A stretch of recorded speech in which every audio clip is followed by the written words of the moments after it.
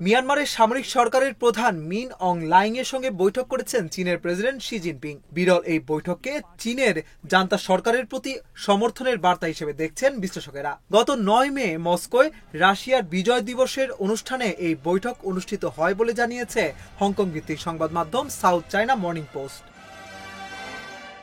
চীনা রাষ্ট্রায়ত্ত সংবাদ মাধ্যম জানিয়েছে এই বৈঠক 2021 সালের মিয়ানমারে অভ্যুত্থানের পর জান্তার সঙ্গে চীনের সর্বোচ্চ পর্যায়ের বৈঠক। বৈঠকে শি মিয়ানমারকে রাজনৈতিক অগ্রগতির পথে এগিয়ে নিতে আহ্বান জানান এবং চীনা নাগরিক ও প্রকল্পগুলোর নিরাপত্তা নিশ্চিত করতে বলেন।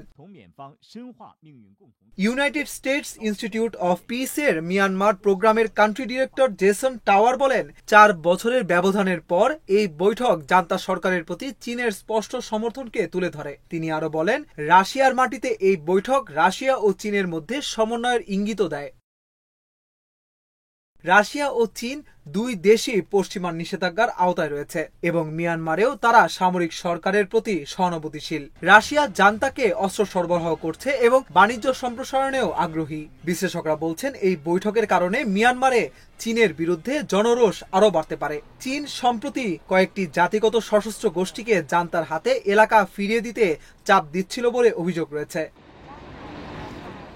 চীনের উদ্দেশ্য মূলত সীমান্ত নিরাপত্তা ও অর্থনৈতিক স্বার্থ রক্ষা করা, কিন্তু শি জিনপিং এর প্রত্যাশিত স্থিতিশীলতা নিশ্চিত করতে জান্তা ব্যর্থ হচ্ছে বলে মনে করছেন বিশ্লেষকেরা।